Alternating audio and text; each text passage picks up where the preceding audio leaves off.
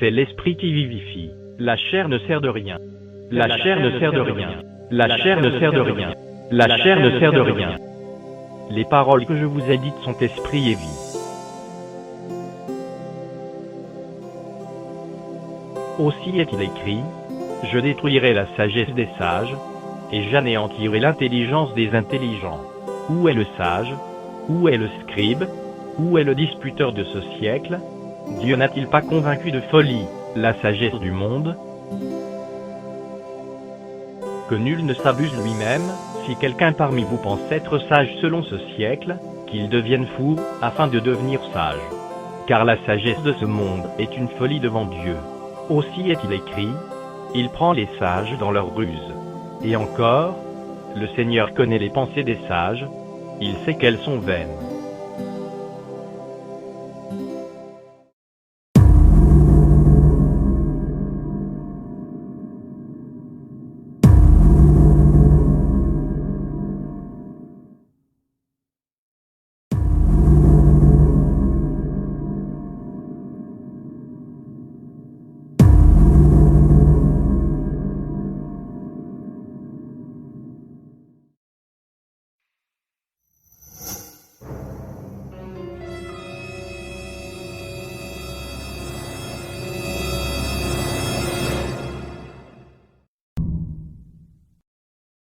Si vous voulez bien, on va aller maintenant dans le psaume 89, si vous voulez bien.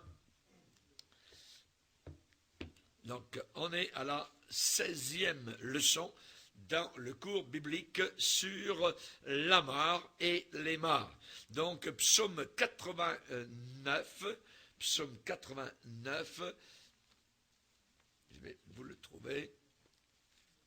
Et nous allons lire donc simplement un verset, le verset 49. Y a-t-il un homme qui puisse vivre et ne pas voir la mort, qui puisse sauver son âme du séjour des morts? Pause. Ça veut dire arrête-toi et réfléchis. Y a-t-il un homme qui puisse vivre et ne pas voir la mort, qui puisse sauver son âme du séjour des morts? Seigneur, nous te demandons de bénir abondamment ta parole. Et dans ce cours biblique, Seigneur, qui est si intéressant, nous désirons, Seigneur, continuer notre périple dans cette connaissance, Seigneur. Nous avons besoin de savoir, d'approfondir, de nous rappeler ce que nous connaissons et d'apprendre des choses nouvelles. Tu es un Dieu vivant, Seigneur. C'est la vérité que nous voulons serrer dans notre cœur et ta parole est la vérité. Aide-nous à comprendre, Seigneur, à réaliser, à faire travailler notre quotient intellectuel, Seigneur, pour comprendre, Seigneur Jésus, ces choses merveilleuses que tu as préparées pour chacun de tes enfants. Dans le nom puissant de Jésus, Amen. Et tout le peuple dit, Amen. Gloire à Dieu. Que font les morts? Amen. Gloire au Seigneur. Quelqu'un, un jour, a dit, la vie entière, la vie dans sa totalité, est seulement une préparation à la mort. Et c'est vrai. Notre vie entière, c'est une préparation pour ce passage, donc, appelé la mort. Et c'est Étan, donc, l'Ezrakite, qui a déclaré, y a-t-il un homme qui puisse vivre et ne pas voir la mort? Nous connaissons la réponse. Non. Voyez, il n'y a aucun homme qui puisse vivre sur la terre et ne pas voir la mort. Actuellement, évidemment, les gens, de façon générale, pensent vivre une époque de pensée libre. On pense ce qu'on veut, on croit ce qu'on veut, ainsi de suite. Nous croyons vivre une époque d'expérience immédiate, voyez, Jusqu'à présent, les hommes ont essayé de chercher à changer le monde et les lois qui le gouvernent en mettant à la place, eh bien, la connaissance, les découvertes, la philosophie, les sciences, les inventions, la pensée matérialiste. On a essayé les faux dieux de l'argent et le faux dieu de la gloire humaine. Nous avons essayé les faux dieux de l'intelligence humaine, au point où j'ai entendu dernièrement que maintenant, on pense que nous venons d'une poubelle, que nous sommes des cellules, il y a des millions d'années, ou des millions, que c'était dans une poubelle, et c'est de là que la vie est sortie. C'est absolument donc effarant, inimaginable, incompréhensible, complètement fou, voyez. Mais, quoique, je dis, bien que nous essayions, je dirais, toutes ces choses-là, l'homme essaye d'un côté et d'autre, avec toutes les tentacules, je dirais, philosophiques ou quoi que ce soit, ou darwinistes, il y a quelque chose qui est toujours la même, c'est la faim. La faim est toujours la même.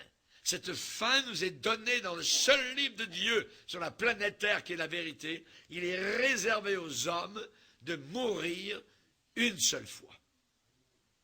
Une seule fois. Voyez? Donc au cœur de la vie, eh bien nous voyons la mort de tous bords, de tous côtés.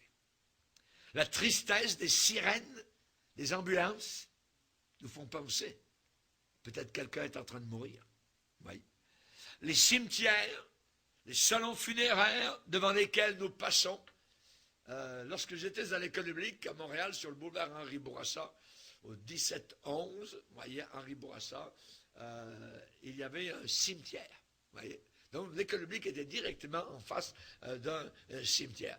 Alors il y avait des gens, parfois on leur parlait que l'école biblique était en face d'un cimetière. Et il y a des gens qui n'aimaient pas beaucoup ça. Moi, nous ne fait absolument rien. Donc de toute façon, il n'y a personne là. Ils ne sont pas là. Donc, mais il y a des gens, évidemment, superstitieux. Donc, nous n'avons pas peur des cimetières, ou des salons funéraires. Donc, on voit parfois des corbillards au travers du trafic qui essayent de se frayer un chemin au milieu de la circulation. Quand j'étais à Haïti dernièrement en mission, je me rappelle, donc le frère m'a ramené pour aller à la Réunion, et soudain on tombe à Haïti un peu comme à l'ancienne.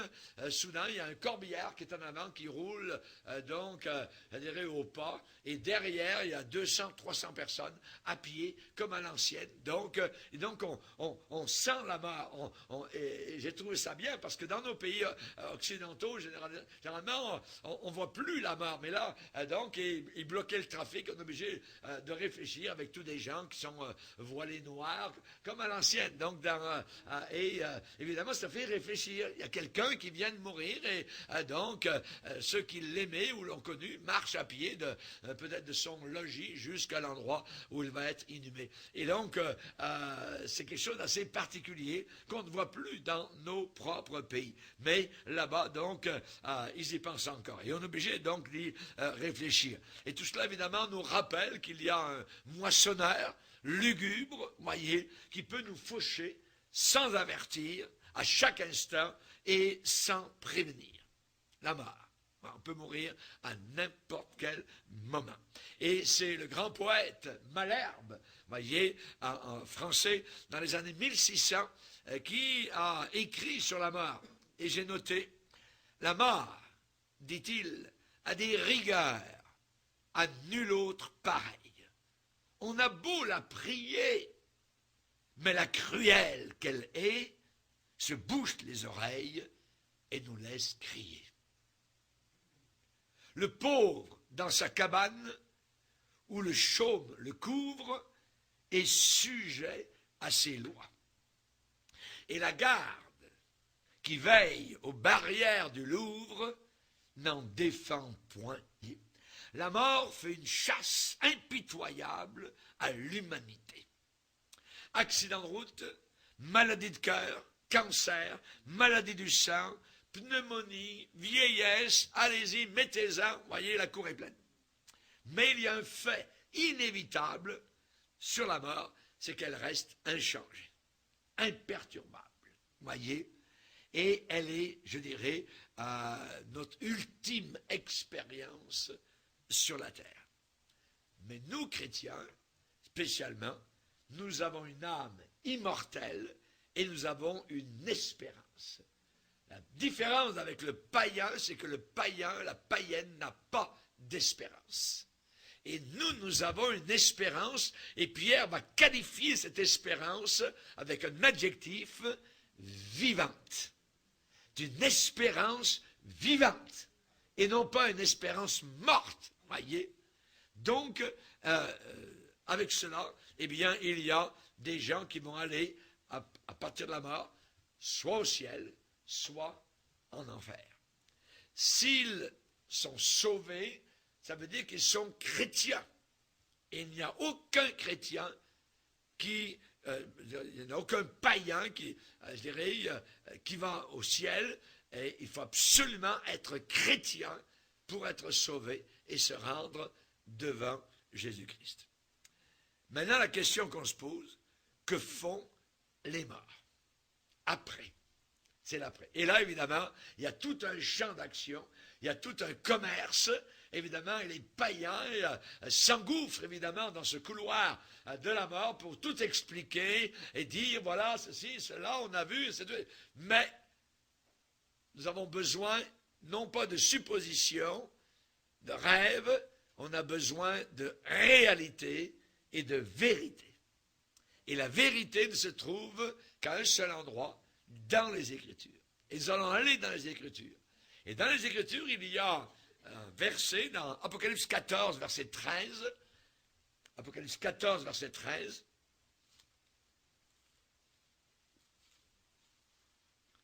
Qui dit, j'entendais du ciel une voix qui disait, écris. Donc, on ordonne à Jean l'apôtre d'écrire.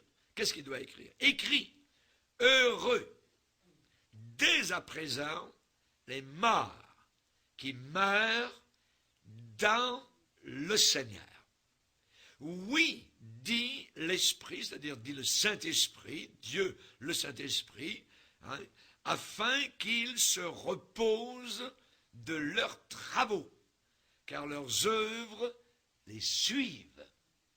Vos œuvres, mes œuvres, vont nous suivre dans l'éternité. Comment ça va se faire? Dieu le sait, mais tout ce que vous faites, tout ce que vous avez fait, tout ce que vous ferez avant votre mort pour le Seigneur, tout cela va vous suivre pour, évidemment, une récompense dans la gloire éternelle. Donc, la Bible dit, heureux dès à présent.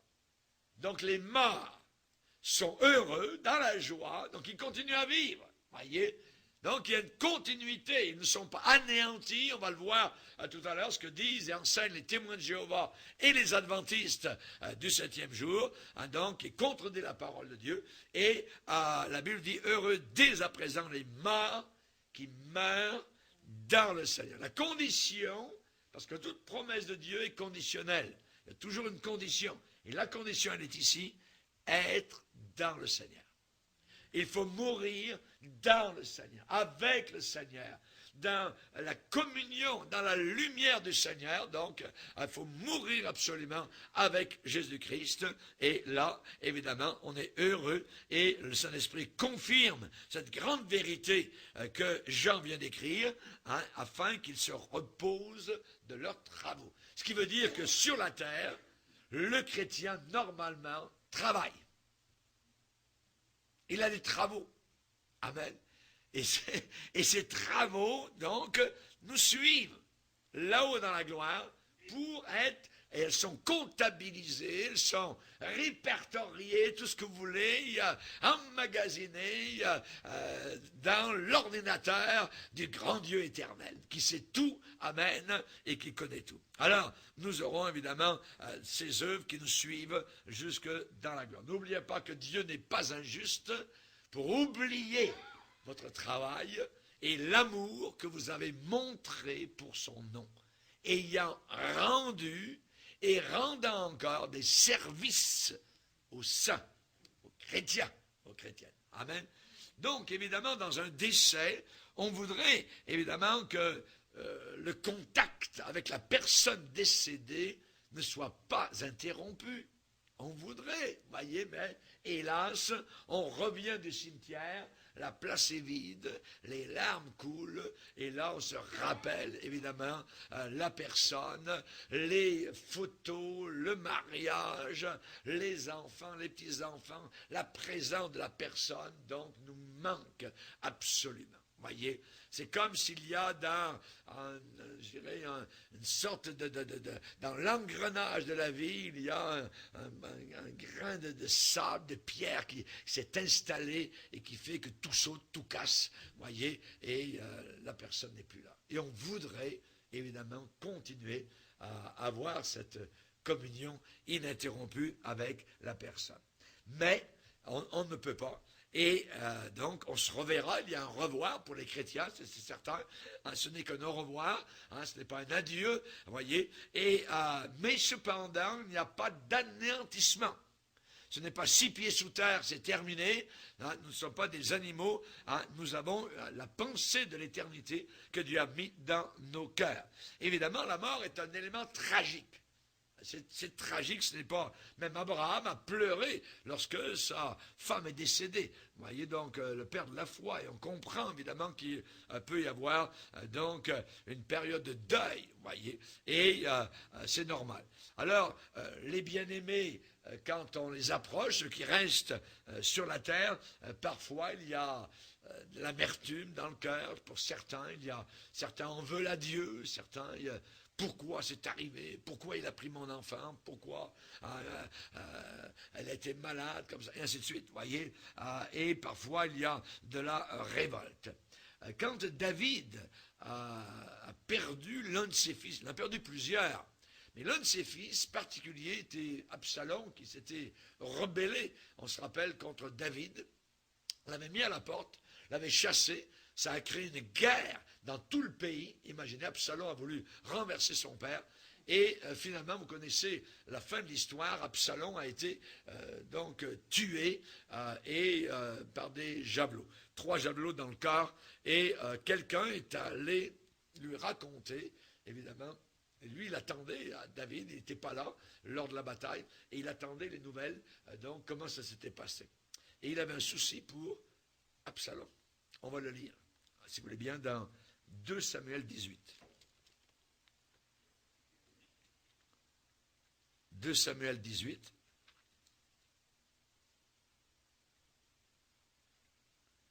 De Samuel 18, et là, on pourrait lire verset 31. Aussitôt arriva Coushi, donc du champ de bataille, quelqu'un arrive pour apporter les nouvelles, et il dit... Que le roi mon Seigneur, il dit à David, que le roi mon Seigneur apprenne la bonne nouvelle. La bonne nouvelle, c'était que, évidemment, donc, que la bataille avait été gagnée du côté de David. Aujourd'hui, l'Éternel t'a rendu justice en te délivrant de la main de tous ceux qui s'élevaient contre toi. Le roi dit à Coushi, le jeune homme Absalom, est-il en bonne santé?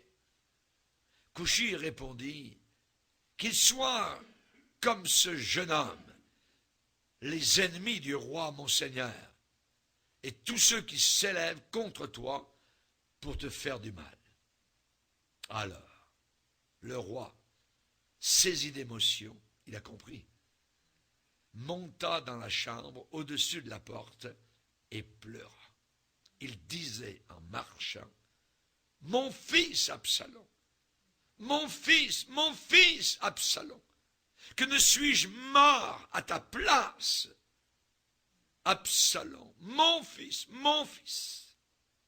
On voit ici donc David se lamentant sur la mort donc d'un fils rebelle.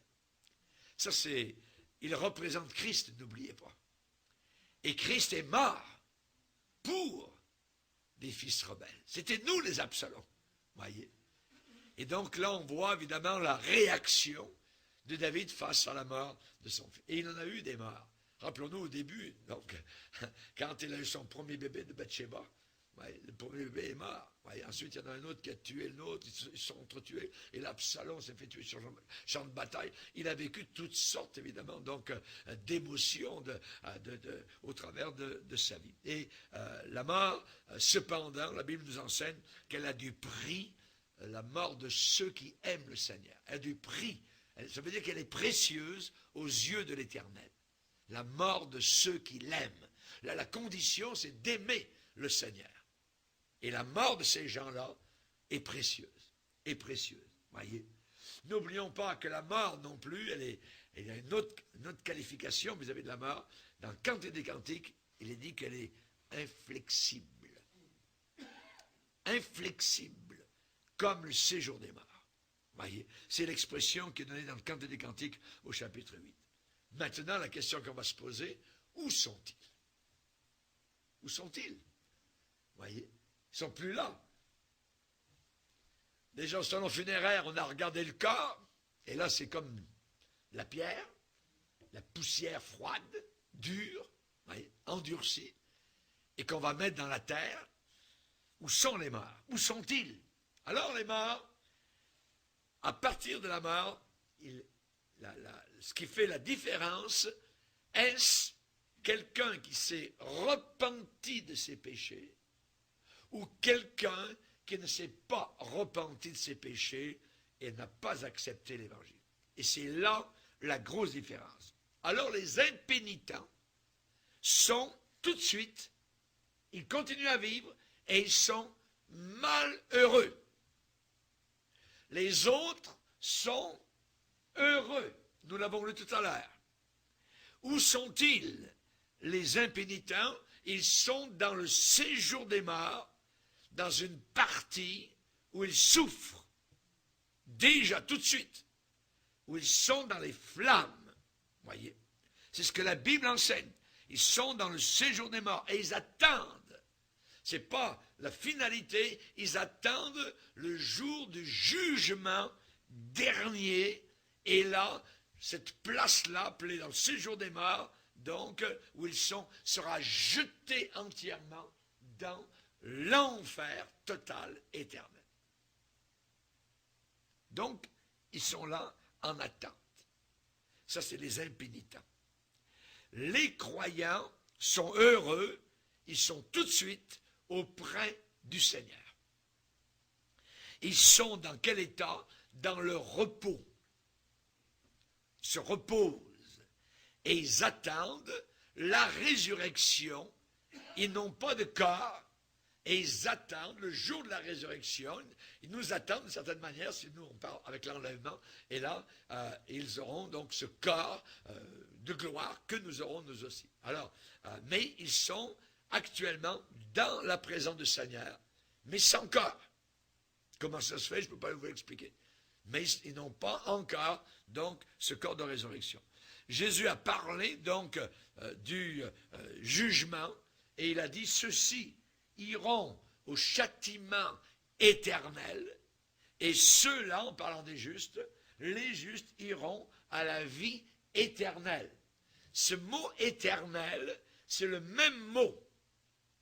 Et pour les opposants, évidemment, qui ne croient pas à l'enfer, voyez, comme le pape actuellement, qui est un antichrist, voyez, eh bien, il contredit totalement la parole de Dieu. Et lorsque Jésus a parlé des deux lieux, il a utilisé le mot éternel dans les deux cas. Le châtiment éternel, châtié pour l'éternité, et les autres heureux pour l'éternité. Maintenant, les adventistes du 7e jour disent, et vous savez qu'ils ont une émission, ils se cachent, ils ne disent pas qu'ils sont adventistes, ils se cachent derrière une émission où le titre est très, je dirais, ronflant, ça s'appelle « Il est écrit ». Mais c'est faux. Beaucoup de choses, donc, qu'ils enseignent sont totalement fausses. Les adventistes du 7e jour enseignent que le corps et l'esprit des morts sont dans la tombe. Ils sont là dans le cimetière. Et là, ils dorment jusqu'à la résurrection. C'est ce qu'ils enseignent. Voyez. Ils disent qu'ils sont inactifs, sont présents dans le cimetière, ils sont là, et ils sont dans une inconscience complète. Ils disent que le savoir de ces morts-là, donc, est totalement nul, et se base sur un verset, vous allez voir, les témoins de Jéhovah aussi se servent beaucoup d'un livre de la Bible qui s'appelle l'Ecclésiaste. Et ce livre de l'Ecclésiaste est écrit par Salomon alors qu'il est rétrograde. Donc il voit les choses non plus sous l'œil de Dieu, mais sous l'œil de la terre. Et il a écrit des choses donc qui disent que les morts ne vivent pas.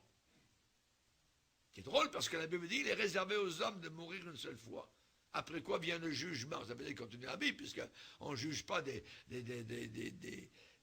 gens qui n'existent plus. Vous voyez? Donc, alors, les adventistes disent, au moment de la mort, écoutez bien, on ne va ni au ciel, ni en enfer. On est enterré et on attend le jour de la résurrection. C'est faux. Oui, c'est faux. Oui. Donc, les témoins de Jéhovah et les adventistes, en reculant dans leur source, ils ont la même source. C'est aussi diabolique dans leur doctrine, autant les uns que les autres. Les témoins de Jéhovah, donc, avec ceux qui ont fondé leur fondateur, Russell, Rutherford, le juge Rutherford, ces gens-là sont morts, vous voyez. Évidemment, ils sont en enfer, mais ils ne sont pas là pour nous le dire. Mais les témoins de Jéhovah enseignent que la mort est une période de non-existence absolue. Vous n'existez plus, voyez. Les témoins de Jéhovah disent que aucun homme n'a une âme. Écoutez bien, c'est assez élevé, voyez. Et ils disent que les gens, dans le tombeau, donc sont dans l'inconscience totale. Totalement inconscients. Ils ne souffrent pas parce qu'ils n'existent pas. Ils n'existent pas. Et ils se servent de Ecclésiaste 9, verset 5, où il est écrit, c'est Salomon donc, dans son temps rétrograde, où il est dit, les morts ne savent rien. Donc, ils se servent de cela. Les témoins de Jéhovah déclarent et enseignent, en ce qui concerne la mort, il n'y a aucune différence entre l'homme et l'animal. Aucune différence entre l'homme et l'animal. Il y a une annihilation inconsciente dans la poussière. Ils disent qu'ils dorment dans la tombe. Mais ma Bible me dit que quand le mauvais riche est mort, il était en proie au tourment, et l'autre était ici consolé. Vous voyez? Donc c'est totalement différent dans la parole. Mais eux disent que c'est simplement que c'est une parabole, l'histoire de Lazare et du mauvais riche. Et faites bien attention à vos Bibles. En haut, c'est marqué souvent parabole. Et c'est faux, c'est pas vrai.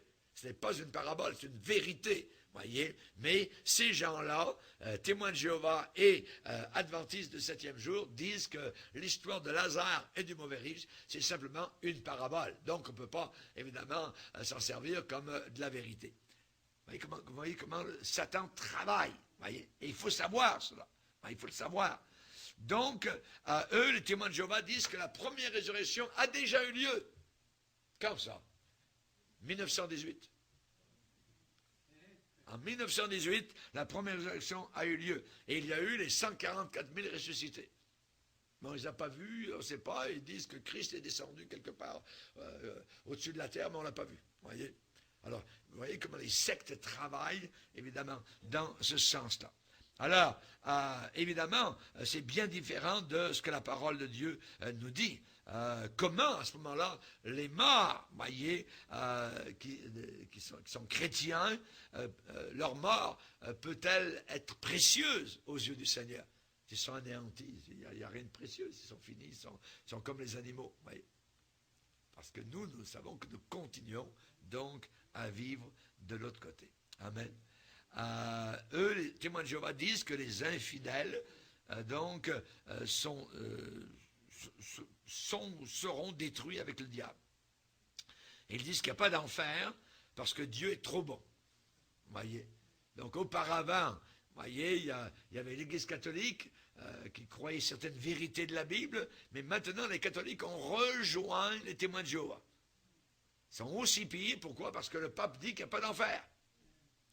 Et les témoins de Jéhovah disent aussi parce que Dieu est bien trop bon pour envoyer les gens dans un feu qui va durer pour toute l'éternité. Ouais.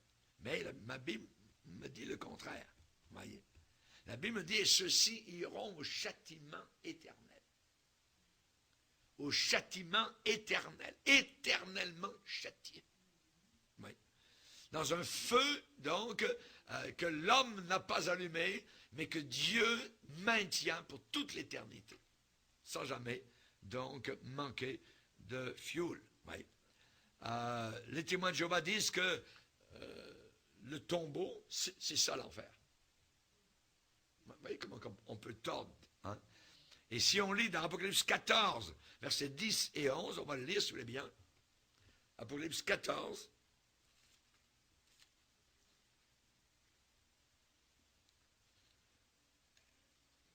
Là, on fait de l'apologie aujourd'hui. L'apologie, c'est la défense de la foi.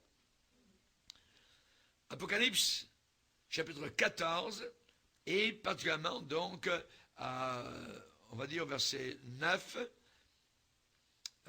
si quelqu'un adore la bête et son image et reçoit une marque sur son front ou sur sa main, il boira lui aussi du vin de la fureur de Dieu, versé sans mélange dans la coupe de sa colère. Et il sera tourmenté dans le feu et le soufre devant les saints anges et devant l'agneau. Et regardez bien verset 11. Et la fumée de leur tourment monte au siècle des siècles, et ils n'ont de repos ni jour ni nuit, ceux qui adorent la bête et son image, et quiconque reçoit la marque de son nom. Donc ici c'est très clair, voyez, que les incrédules seront tourmentés dans l'enfer, dans le feu et le soufre, la fumée de leur tourment, donc on parle de tourment, voyez, seront tourmentés, en souffrance éternelle, et cette fumée de leur tourment va monter au siècle des siècles, tout le temps, pour toute l'éternité. Et ils n'auront de repos ni le jour, ni la nuit. Le meilleur temps des païens, leur paradis, et c'est écrit dans cette parole. Prenez chapitre 20 de l'Apocalypse, le verset 10, on parle ici de trois entités, Satan, la bête qui est l'antéchrist, et le faux prophète religieux, qui ressemble pas mal au pape actuellement, on ne connaît pas encore. Donc, ces trois entités, il est dit verset 10, et le diable qui les séduisait fut jeté dans l'étang de feu et de soufre, où sont la bête et le faux prophète, et ils seront tourmentés jour et nuit au siècle des siècles. Donc ici, on parle évidemment d'un tourment éternel. Dans Matthieu 25, verset 30, Jésus a dit que l'enfer est appelé les ténèbres du dehors, où il y aura des pleurs et des grincements de dents. Des pleurs et des grincements de dents. Donc les gens vont continuer à vivre. Ce n'est pas un état d'inconscience, c'est absolument le contraire. Voyez, il est réservé aux hommes de mourir une seule fois, après quoi? Donc après la mort vient le jugement. Voyez, le jugement, la condamnation éternelle. Donc maintenant on peut prendre encore une autre secte qui s'appelle la pure vérité. Vous connaissez peut-être Armstrong, tout ça, vous voyez, le monde à venir, voyez. Hein? Donc, eux, la pure vérité, qu'est-ce qu'ils enseignent? Eh bien, qu'après la mort, on n'existe plus. Terminé, voyez, on existe. Donc, suspension de connaissance, vous ne connaissez plus rien, tout est terminé, vous n'êtes plus... C'est ce qu'ils enseignent.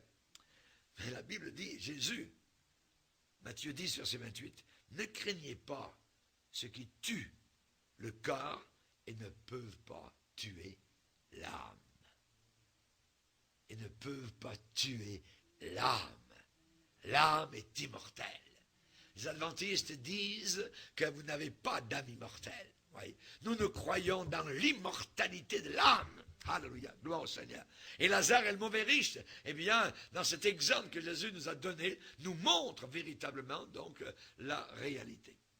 La vérité dans tout ça, eh bien, c'est que le corps, à la mort, le corps va dans la poussière. Ça, c'est vrai. Ouais, le corps va dans la poussière.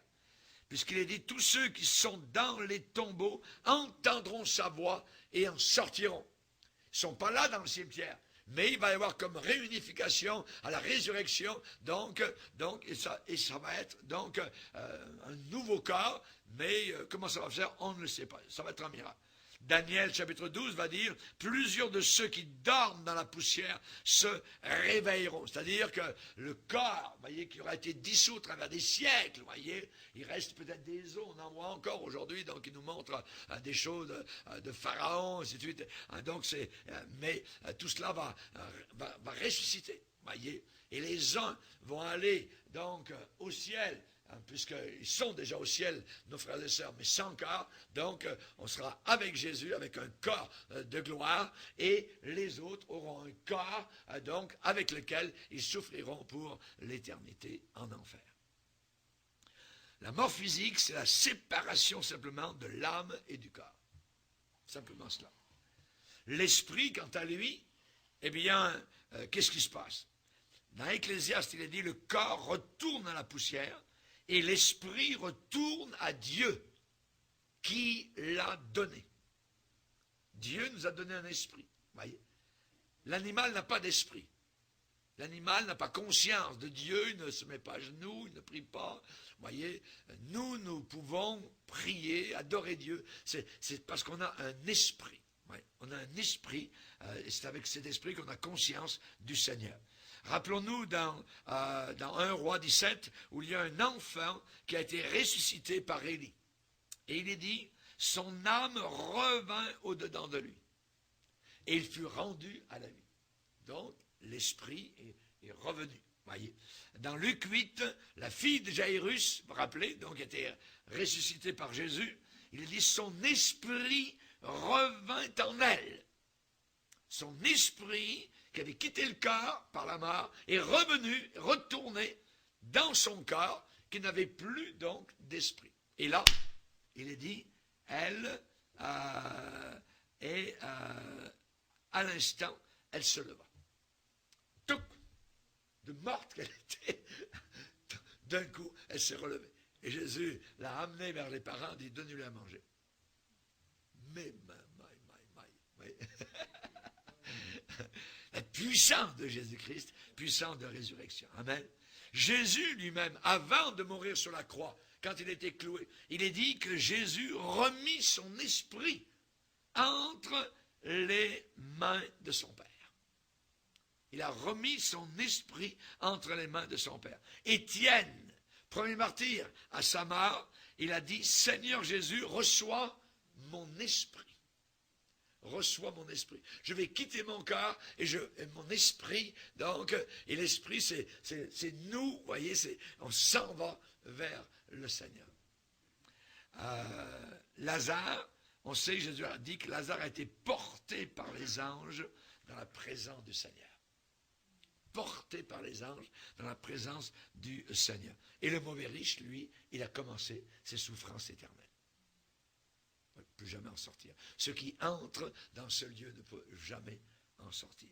On va lire sous les biens ce que Paul a enseigné, 2 passages, Philippiens 1, 23. Philippiens 1, 23, où Paul a dit, je suis pressé des 2 côtés. J'ai le désir de m'en aller. Voilà. Et qu'est-ce que ça veut dire, s'en aller? Donc, il parle de sa mort. J'ai le désir de m'en aller, de quitter mon corps, d'aller vers le Seigneur. Et il le dit, c'est ça. J'ai le désir de m'en aller et d'être avec Christ. Ce qui est de beaucoup le meilleur. Voyez. Donc, j'ai le désir de m'en aller et d'être avec Christ. S'en aller, le chrétien s'en va, tout de suite, il est avec Jésus-Christ. Accueilli.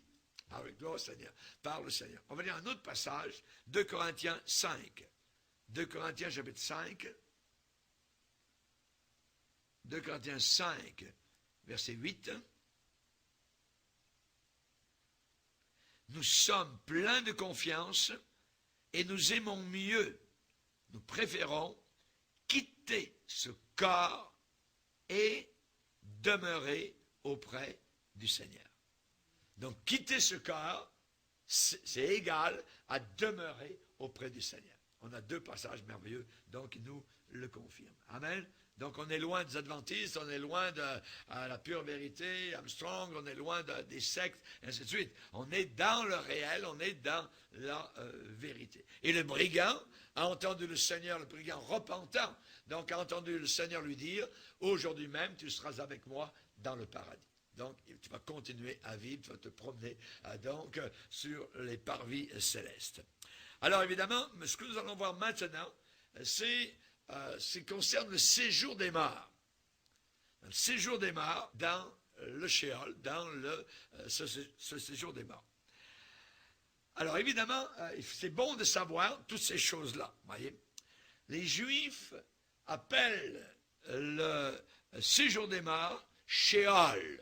Le Sheol, voyez, ça c'est en hébreu. En grec, on appelle aussi le Hadès.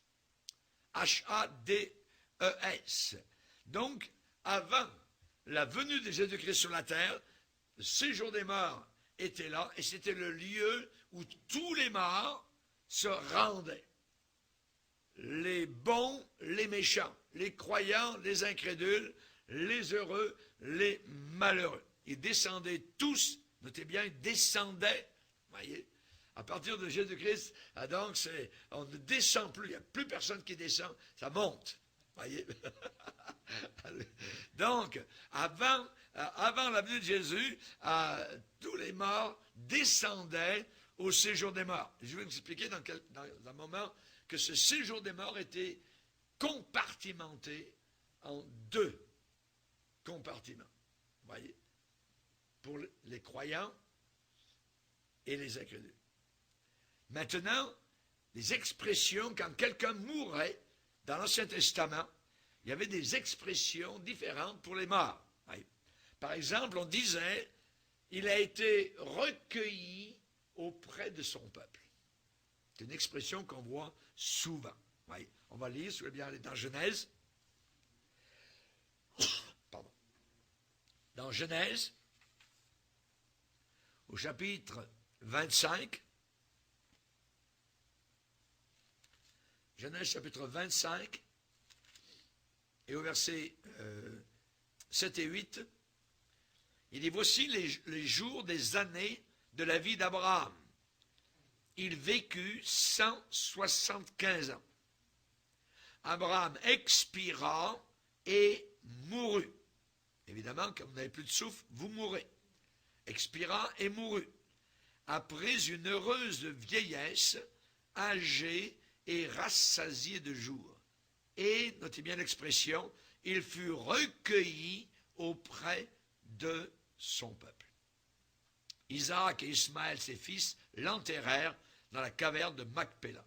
Donc, ici, il est dit, il fut recueilli auprès de son peuple. Si on veut savoir ce qui est arrivé à Abraham après sa mort, la Bible dit dans Genèse, il fut recueilli auprès de son peuple.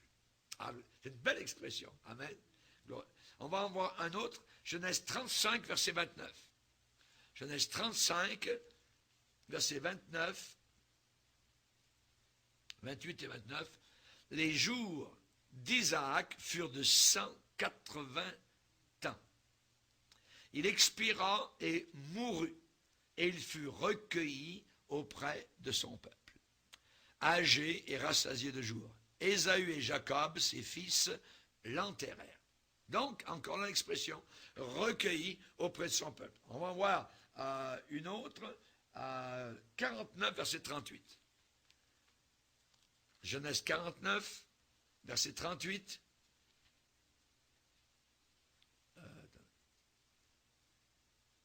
33.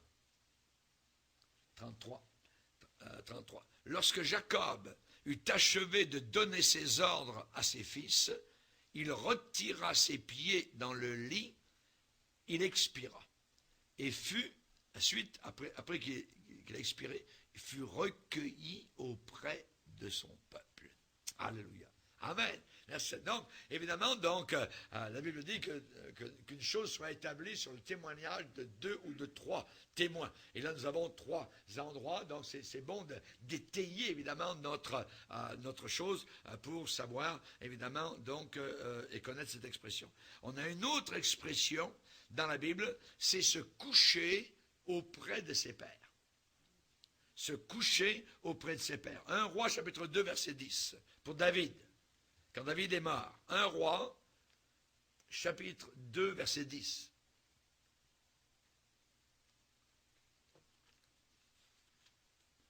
Un Roi, chapitre 2, verset 10, il est dit, David se coucha avec ses pères, et il fut enterré dans la ville de David. Le temps que David régna sur Israël fut de 40 ans. À Hébron, il régna 7 ans, et à Jérusalem, il régna 33 ans. Salomon s'assit sur le trône de David, son père, et son règne fut très affermi. Donc, une autre expression. David se coucha avec ses pères. Donc, tout à l'heure, c'est recueilli auprès de son peuple. Là, c'est se coucher auprès de ses pères. Salomon, 1 Roi chapitre 11, verset 43. 1 Roi chapitre 11, verset 43. 42-43. Salomon régna 40 ans à Jérusalem sur tout Israël. Puis Salomon se coucha avec ses pères.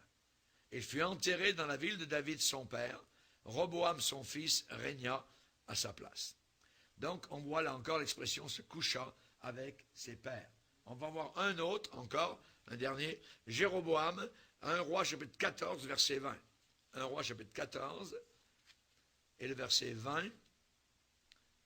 Où il est dit, Jéroboam régna 22 ans, puis il se coucha avec ses pères. Donc là, on ne dit même pas qu'il a expiré ou qu'il est mort, simplement on dit, il se coucha avec ses pères. Et Nadab, son fils, régna à sa place. Donc on voit ces expressions. C'est les 2 grandes expressions que l'on voit dans l'Ancien Testament, être recueilli auprès de son peuple, se coucher auprès de ses pères. Dans l'Ancien Testament, le Sheol, donc, c'est le lieu du repos.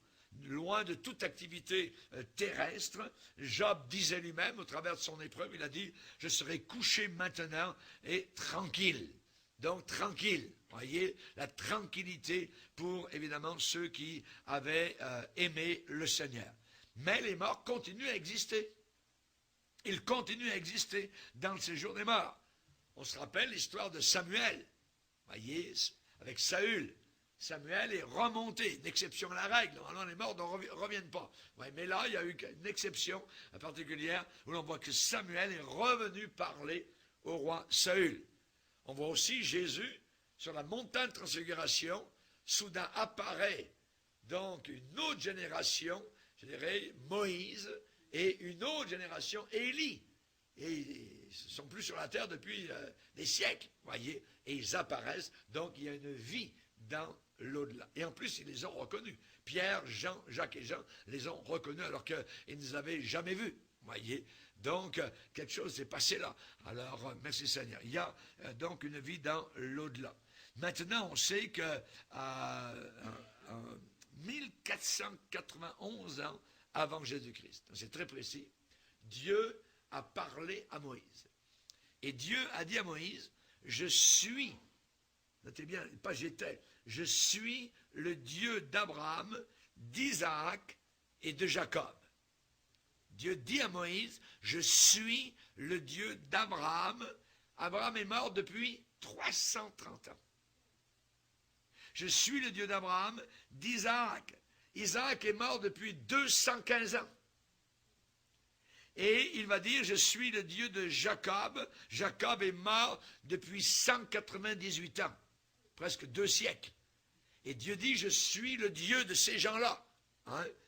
Alors, évidemment, quand on le lit, on peut dire, oui, Dieu, il est le Dieu de ses patriarches. Mais Jésus a repris cette chose-là dans le Nouveau Testament pour nous montrer la résurrection. En lisant, on ne voit pas vraiment la résurrection. Je suis le Dieu d'Abraham, d'Isaac et de Jacob. Mais Jésus nous le montre, ce verset, sous l'angle de la résurrection. Lisez avec moi dans l'évangile de Luc, chapitre 20. Luc, chapitre 20. Il est dit ici, verset 34, on n'ira pas vis-à-vis donc de la petite histoire, c'est parce que Jésus a voulu confronter les Sadducéens qui disent qu'il n'y a pas de résurrection. Donc ils sont approchés, puis ils ont monté un petit scénario, c'était bien agencé, tout ça. Alors, on va la voir. Ouais. Alors regardez bien. Parce qu'il y a eu 7 hommes qui ont eu la même femme sur la terre, vous voyez. Verset 34. Jésus répondit, les enfants de ce siècle prennent des femmes et des maris, mais ceux qui seront trouvés dignes d'avoir part au siècle à venir et à la résurrection des morts ne prendront ni femme ni mari. Pourquoi? Parce qu'ils ne pourront plus mourir. Écoutez bien, témoin de Jéhovah, vous voyez, adventiste. Jésus dit qu'on ne pourra plus mourir. Ils ne pourront plus mourir parce qu'ils seront semblables aux anges et qu'ils seront fils de Dieu étant fils de la résurrection. Que les morts ressuscitent, et là Jésus va dire, c'est ce que Moïse a fait connaître quand, à propos du buisson, on se rappelle, buisson ardent, il appelle le Seigneur, le Dieu d'Abraham, le Dieu d'Isaac et le Dieu de Jacob. Or, Dieu n'est pas Dieu des morts, mais des vivants, car pour lui, tous sont vivants. Et j'aime bien la fin de l'histoire. Quelques-uns des scribes prenant la parole dire « Mais t'as bien parlé ». Et ils n'osaient plus lui faire aucune question.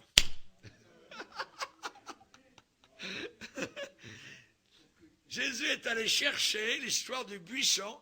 Donc Moïse est devant le buisson et Dieu va dire « Je suis le Dieu d'Abraham, d'Isaac et de Jacob ». Donc il est le Dieu des vivants. Amen. Gloire au Seigneur. Donc, aux yeux de Dieu, ces gens-là vivaient. Alors, ils étaient vivants dans la présence du Seigneur. Alors, pour revenir au Sheol, séjour des morts, donc, il y avait, dans l'Ancien Testament, 2 parties. Tout le monde descendait au séjour des morts. Et il y avait le côté pour les impies. Dans ce séjour, ils étaient tourmentés dès le départ d'ici-bas, voyez. Et évidemment, c'était une sorte de prison préventive, de souffrance, parce que l'histoire de Lazare et de mauvais riche, c'est dans l'Ancien Testament. C'est ce qui se passait, donc, particulièrement dans l'Ancien Testament. Ça chevauche, donc, l'Ancien et le Nouveau Testament. Mais Jésus est encore, donc, sous la loi. Ouais, Jésus est né sous la loi. Et il raconte, donc, Jésus, ce qui se passe quand les gens meurent. Il a parlé de l'histoire de quelqu'un qui a vécu, Lazare et le mauvais riche. Donc, Lazare est allé dans le séjour des morts, descendu donc dans le séjour des morts où il était là, consolé, et l'autre est allé dans le séjour des morts, dans la partie où il était déjà tourmenté. Je souffre cruellement dans cette flamme, voyez. Donc, on voit. Alors, évidemment, c'était le Sheol avant la venue du Seigneur Jésus-Christ. Et on sait que les morts, dans l'au-delà, gardent leur personnalité. Ils gardent leur personnalité, la personnalité que nous avons sur terre, nous la garderons dans l'au-delà. Autant au paradis qu'en enfer. Et j'aimerais vous montrer quand c'est prophétique dans Ésaïe 14, où le diable va être accueilli en enfer. Quand les gens vont voir le diable arriver en enfer. Ésaïe 14.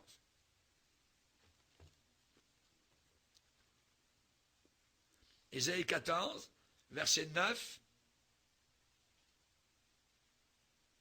où il est dit le séjour des morts, Ésaïe 14, verset 9, le séjour des morts s'émeut jusque dans ses profondeurs pour t'accueillir à ton arrivée. Il réveille devant toi les ombres, tous les grands de la terre, parce qu'ils sont tous là. Il fait lever de leur trône tous les rois des nations. Tous prennent la parole pour te dire, toi aussi tu es sans force comme nous, tu es devenu semblable à nous. Donc, il y a dialogue. Dans l'au-delà, on se parle, les morts se parlent, voyez. Et il y a une reconnaissance, on se connaît, voyez, on se reconnaît. Lisez Ézéchiel 32. Ézéchiel 32, verset 21. Les puissants héros lui adresseront la parole au sein du séjour des morts, avec ceux qui étaient ses soutiens sur la terre. Ils sont descendus, ils sont couchés, les incirconcis, tués par l'épée. Là est l'Assyrien avec toute sa multitude, et ses sépulcres sont autour de lui, tous sont morts, sont tombés par l'épée. Ses sépulcres sont dans les profondeurs de la fosse, et sa multitude est autour de son sépulcre. Tous sont morts, sont tombés par l'épée. Eux qui répandaient la terreur dans le pays des vivants, sur la terre. Verset 24, là est Élam avec toute sa multitude. Un peu plus loin, verset 26, là sont Méchec, Toubal et toute leur multitude. Un peu plus loin, verset 29, là sont Édom, ses rois et tous ses princes qui, malgré leur vaillance, ont été placés avec ceux qui sont morts par l'épée. Oui, donc, il y a même Pharaon, on parle de Pharaon, verset 31, Pharaon les verra. Voyez. Donc, évidemment, tout le monde se retrouve dans ce séjour des morts, et c'est quelque chose donc d'assez particulier, donc on voit qu'ils vont se reconnaître, et ils sont évidemment des millions et des millions à crier, à souffrir, donc à gémir, à grincer des dents, et actuellement ils attendent donc la résurrection pour passer en jugement dans l'Apocalypse 20, où ils vont tous passer en jugement, donc, et où ce lieu sera jeté en entier dans le lac de feu, dans la mer de feu, après le millénium, dans Apocalypse chapitre 20. Donc, et comme leur nom n'est pas inscrit sur le livre de vie, ils sont tous perdus. Tous perdus. Donc, on sait particulièrement, donc, les morts gardent leur personnalité dans le séjour des morts. Les morts s'accueillent les uns les autres. Très macabre, voyez. Ils s'adressent la parole. Ils peuvent se parler, voyez. Donc, il y a une existence consciente dans l'au-delà. Toujours on revient avec Lazare, et quand on est avec Dieu, avec le Seigneur, on parle, on est dans la joie, il y a des sentiments, voyez, on emmène avec nous donc notre personnalité que Dieu nous a accordée ici-bas sur cette terre. Et quand cette personnalité est remplie du Saint-Esprit, on est à notre top niveau, donc, et on le sera évidemment dans la gloire aussi. Alléluia. Merci Seigneur. Donc, les impies souffrent, les impies ont leur mémoire. Il a été dit, souviens-toi sur la terre. Voyez, rappelons-nous au mauvais russe, souviens-toi sur la terre, tu as été bien, tu as eu ta grande maison qui valait des millions de dollars, ainsi de suite, tu t'es baladé en yacht, tout ça, mais maintenant tu souffres. Voyez, tu souffres. Et l'autre qui avait rien, l'autre dont les plaies étaient léchées par les chiens, la seule consolation c'était le petit animal domestique, voyez, eh bien lui il est consolé, il a sa maison de gloire, alléluia, là-haut sur les collines éternelles, hein, et évidemment les choses changent totalement là-haut dans l'au-delà. Alléluia, gloire au Seigneur. Maintenant il y a les âmes qui sont sous l'autel, dans l'Apocalypse 6 qui parlent, voyez, au Seigneur, jusqu'à quand, Seigneur, tarderas-tu à tirer vengeance notre sang, ceux qui ont été martyrisés à cause de Jésus-Christ sur la terre, ils sont sous l'autel dans l'Apocalypse 6, de l'autel de Dieu, et ils attendent, donc ils parlent, hein, ils ont des sentiments, et ils disent au Seigneur, jusqu'à quand, Seigneur, tarderas-tu de tirer vengeance sur les habitants de la terre de notre sang, voyez. Donc, ils sont conscients, hein, et on sait particulièrement que l'âme ne peut jamais être tuée. L'âme ne peut jamais être tuée. Jésus a dit de ne pas craindre ceux qui tuent le corps, mais qui ne peuvent pas tuer l'âme. Ça, c'est très important. On ne peut pas tuer l'âme. Une âme ne peut jamais être tuée. Ouais. C'est Jésus qui dit dans Matthieu, chapitre 10 et au verset 28. Jésus a bien dit, celui qui croit en moi vivra quand même il serait mort. Alléluia. Gloire à Dieu. Amen. Donc, on est loin des sectes. Maintenant, ça, c'était avant la venue de Jésus-Christ. Maintenant, pour terminer rapidement, après la crucifixion et la descente de Jésus-Christ dans le Sheol. Donc, Jésus n'est pas descendu dans la partie où les gens étaient tourmentés. Il est descendu dans la partie donc des gens qui étaient bénis, donc, et il a évidé toute cette partie-là, et donc a emmené ces gens en haut au paradis, au ciel. Voyez, on va le lire dans Éphésiens. Dans Éphésiens chapitre 4. Éphésiens chapitre 4. Il est dit au verset 8, c'est pourquoi il est dit, étant monté en haut, il a emmené des captifs et il a fait des dons aux hommes. Or, que signifie il est monté? Sinon qu'il est aussi descendu dans les régions inférieures de la terre. Celui qui est descendu, c'est le même qui est monté au-dessus de tous les cieux, afin de remplir toutes choses. Et il a donné les uns, donc, on va citer donc les différents ministères qu'il a donnés. Donc le Seigneur est descendu dans cette partie du séjour des morts, l'a vidé, et même à Jérusalem, il y a certains même saints qui sont ressuscités, on va dire, par leur passage, peut-être, en montant, ils sont montés d'en bas et pouf, les gens de Jérusalem les ont vus, voyez, des corps des saints qui sont ressuscités quand Christ est mort à la croix du Calvaire. On se rappelle, donc, il y a quelque chose qui s'est passé là, voyez, et évidemment, donc, quand Christ est descendu, il est allé annoncer sa victoire, voyez, et là, il a vidé tout ce séjour des morts, et il a emmené avec lui des captifs. Amen. Et il a fait des dons aux hommes, il a donné les dons ministères. Donc, c'est moi votre cadeau ici. Alors, mais on voit donc ce qui a pu se passer. Il est descendu parmi les morts bienheureux. Il est descendu parmi les morts bienheureux. Et les morts croyants, donc, ont été libérés du Sheol. Il était impossible que Jésus-Christ soit retenu par les liens de la mort. C'est ce que est écrit dans Actes chapitre 2. Donc désormais, à partir de là, tous ceux et celles qui meurent dans la foi vont directement, ne descendent plus, montent donc directement auprès du Seigneur. On a lu ça tout à l'heure dans 2 Corinthiens 5, versets 6 à 8, et ils ne descendent pas dans le séjour des morts. On sait que les morts, tout de suite, sont avec Christ. Je suis pressé des deux côtés, va dire Paul, voyez, j'ai le désir de m'en aller et d'être avec Christ. Donc, s'en aller, c'est tout de suite être avec Christ, ce qui est de beaucoup le meilleur. Donc, on n'attend pas, on n'est pas en train d'attendre quoi que ce soit, on est avec le Seigneur, mais on n'a pas encore passé par la résurrection. La résurrection, ça va être à l'enlèvement. Donc, il est dit que nous, si c'est nous que sommes enlevés, on ne devancera pas ceux qui sont morts.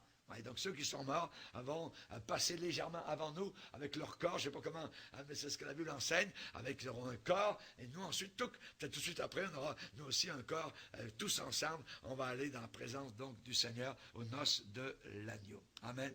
Maintenant, les morts ne dorment pas. Les morts ne dorment pas. Voyez, certains textes parlent du sommeil de la mort. David a dit que je ne m'endorme pas du sommeil de la mort. Voyez. Mais il n'y a pas de sommeil de la mort. Les adventistes parlent de ce qui s'appelle le soul sleep, le sommeil de l'âme. Voyez, ça n'existe pas. Généralement, donc, on sait qu'il y a cette expression que Jésus a dit, Lazare dort. Mais ensuite, il voulait dire qu'il était mort. Voyez, c'est une expression pour montrer que la personne est morte. Il faut savoir, évidemment, faire la différence entre les textes, qu'est-ce qu'ils veulent déclarer. Donc, la vie éternelle, ce n'est pas des siècles de non-existence, absolument pas. Voyez, c'est des siècles d'existence réelle, consciente, de joie pour nous et de malheur pour eux. Voyez, les autres qui n'ont pas Jésus-Christ dans leur cœur. Maintenant, les morts bienheureux se reposent. Ça, c'est un repos merveilleux. Donc, dès leur arrivée dans l'autre monde, ils jouissent du repos après des luttes sur la terre, des souffrances. Ici-bas, sur cette terre, Paul a dit, j'estime que les souffrances du temps actuel n'ont aucune comparaison avec la gloire à venir. Heureux, dès à présent, les morts qui meurent dans le Seigneur. Oui, dit le Saint-Esprit. L'Esprit de Dieu confirme, le puissant Saint-Esprit qui a créé le monde entier, confirme par un oui. Alléluia, oui, amen. Alléluia, oui, et quand il dit oui, c'est oui. Heureux dès à présent. Les morts qui meurent dans le Seigneur, oui, dit le Saint-Esprit, afin qu'ils se reposent de leurs travaux, car leurs œuvres les suivent. Amen. Alléluia. Ce n'est pas en vain, ce n'est pas pour rien. On se rappelle Ésaïe qui avait dit, c'est pour le vide, amen, que j'ai consumé ma force, mais ma récompense est auprès du Seigneur. Amen. Alléluia, gloire à Dieu. Père, nous voulons te bénir et te glorifier pour l'enseignement des Écritures. Combien notre cœur, Seigneur, est raffermi, béni, heureux, Seigneur, de savoir que tu as tout prévu d'avance. Alléluia, et nous te bénissons pour l'espérance vivante qui est dans notre cœur. Alléluia. Béni soit le Père qui nous a régénérés pour une espérance vivante, par la résurrection de Jésus-Christ d'entre les morts, pour un héritage qui ne se peut ni corrompre, ni souiller, ni flétrir, lequel nous est réservé dans les cieux, à nous qui sommes gardés, alléluia, par la puissance de Jésus-Christ pour ce jour de gloire. Alléluia, bénis abondamment, Seigneur, tes enfants, et garde-nous dans la foi, garde-nous solides dans les Écritures et dans la sainte doctrine. Aide-nous à éviter, Seigneur, totalement et complètement les faux prophètes et les fausses doctrines. Au nom puissant de Christ Jésus. Amen.